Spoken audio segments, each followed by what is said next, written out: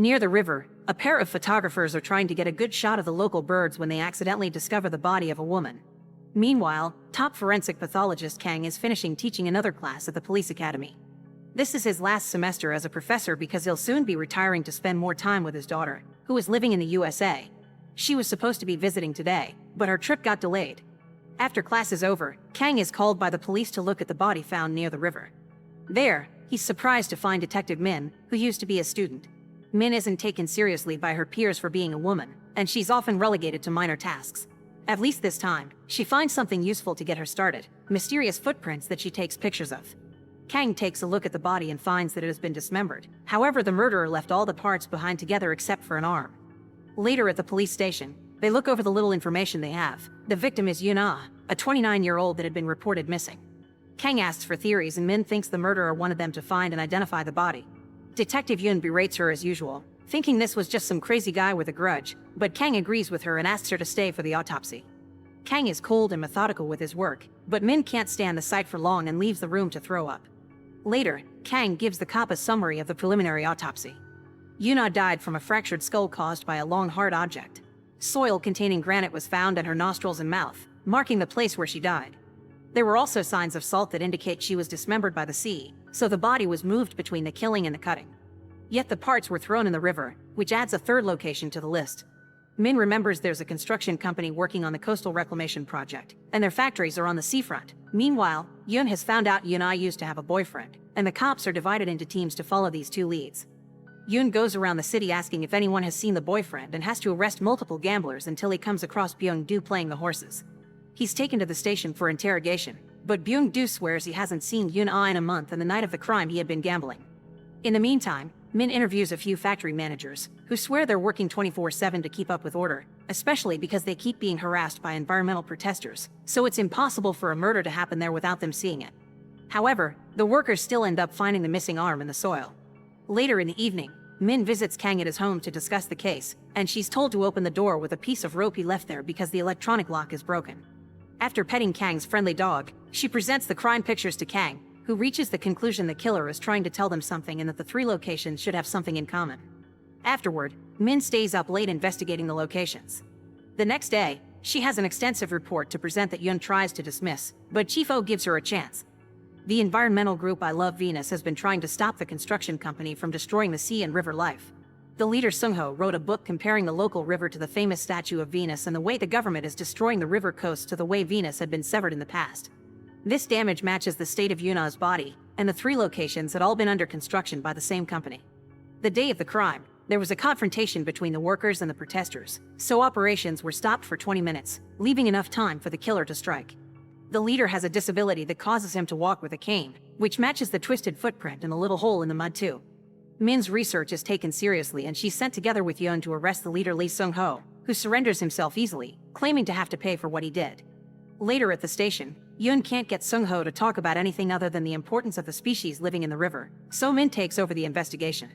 She knows Sung-ho's family was one of the many that lost their ships when construction started, which means they also lost their livelihood and had to leave their homes.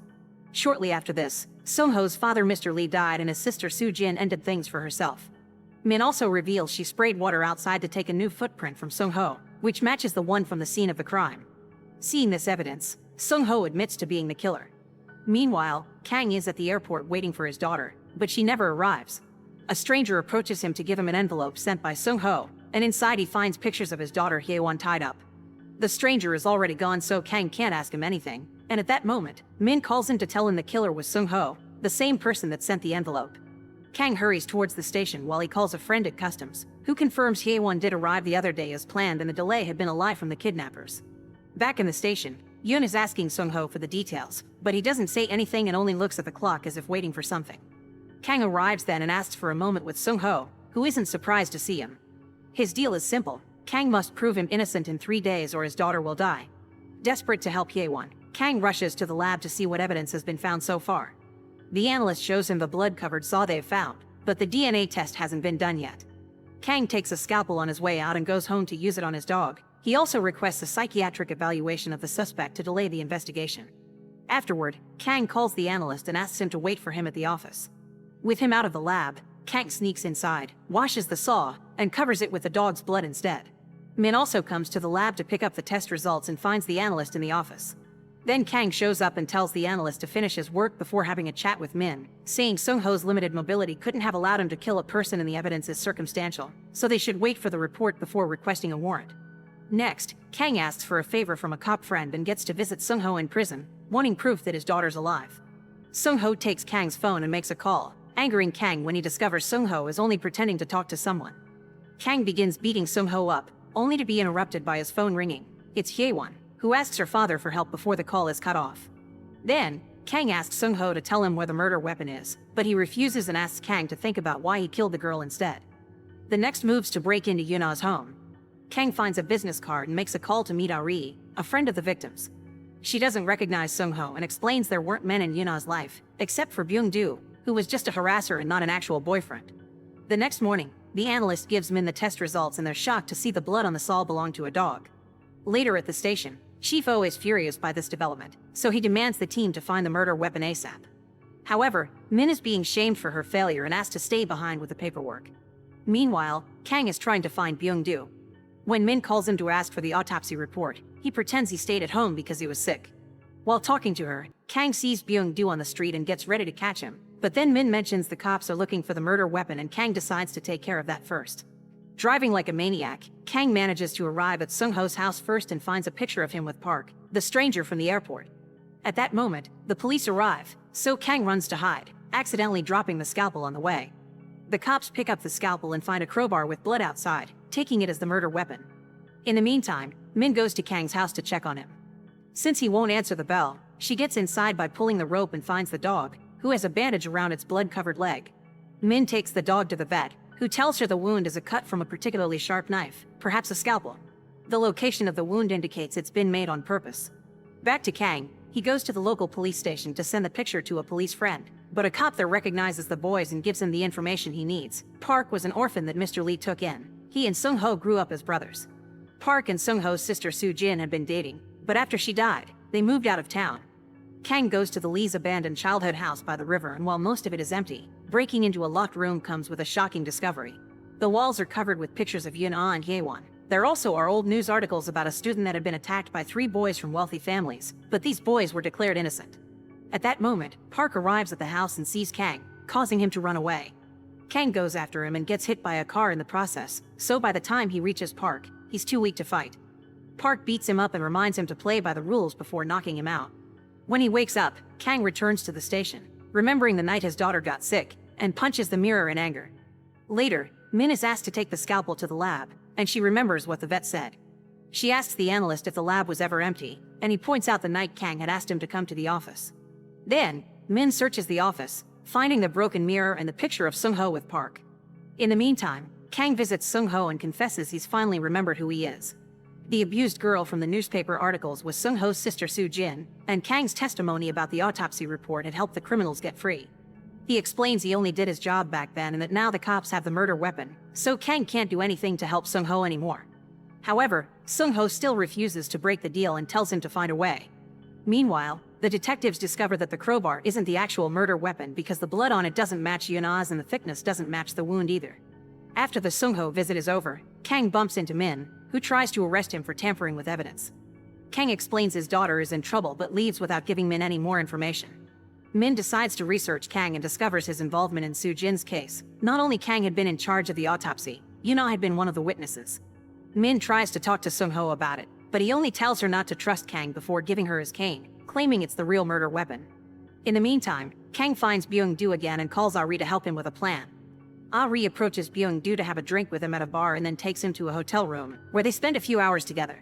Kang retrieves the glass Byung-do used and Ari brings him Byung-do's seed before accepting her pay, although she did this because she wants revenge for Yuna.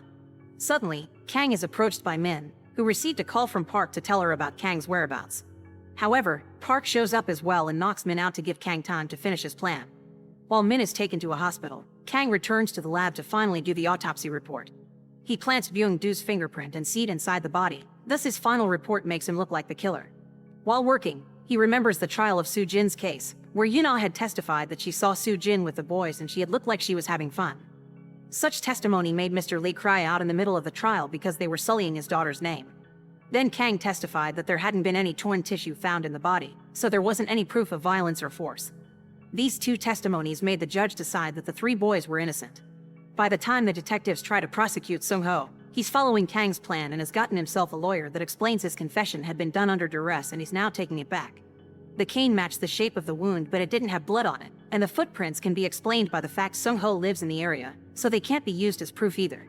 Then the autopsy report arrives, and the detectives have no choice but to let Sung-ho go and arrest Byung-do instead. When Sung-ho leaves the station, Park picks him up and Kang follows them to their house. At the hospital, a friend of Min's brings her some information.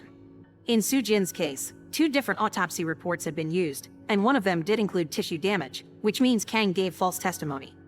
It wouldn't be surprising if the boys' wealthy parents paid the witnesses off because the whole case had been a mess. Speaking of the boys, they're all dead now, and by adding Yeon to the list, Min suspects Kang is next. She leaves the hospital to look for Kang and asks her co-workers to dispatch a unit to Sung-ho's house. However, when she looks at the picture again while waiting at the stoplights, she remembers the abandoned childhood home by the river and decides to go there instead. At Sung-ho's house, Kang shows up to apologize for Soo-jin and demands to know where his daughter is. Sung-ho doesn't buy the apology and hits him for sullying his sister's name, causing Kang to remember what else happened that day. Hye-won had been sick with a rare illness that required her to go to the USA for treatment. In order to pay for it, Kang accepted the bribe from the boy's parents to change his testimony. Mr. Lee had approached Kang to ask for mercy, but Kang ignored him while a young Sung-ho watched from afar. Back to the present, Kang asks Sung-ho to kill him instead of his daughter as Sung-ho explains how much hatred he grew up with because everyone in town thought his sister was a tart, so it's too late for Kang to ask for mercy for his daughter. Furious, Kang jumps on Sung-ho and beats him up until he confesses the location of Hye-won. Kang drives out at a high speed, almost crashing against the detective unit on his way. Min arrives at the river house and is found by Park, who tries to kill her, so Min must shoot him in self-defense. She also finds the disturbing revenge Sung-ho has prepared for Kang. When the professor arrives at the river house, Min tries to warn him not to go inside, but he doesn't listen and searches the rooms for his daughter. Hye-won is found lying down on a pile of rose petals, but when Kang tries to pick her up, she discovers her body is missing and only her head and limbs are there. It turns out she's been dead all along, and the messages he's heard had been recorded before she got killed. The reason why her body isn't there is that it had been used to replace Yuna's, thus Kang's autopsy and evidence tampering had been done on his own daughter. While Kang suffers in despair, Sung-ho shows up to tell him now he knows the pain he's gone through. Furious, Kang steals Min's gun and shoots Sung-ho, claiming that's what he wanted. However, Kang can't forgive himself now, so he uses the gun again, this time on himself. Make sure to subscribe and turn on notifications so you can watch more videos like this. Thanks for watching.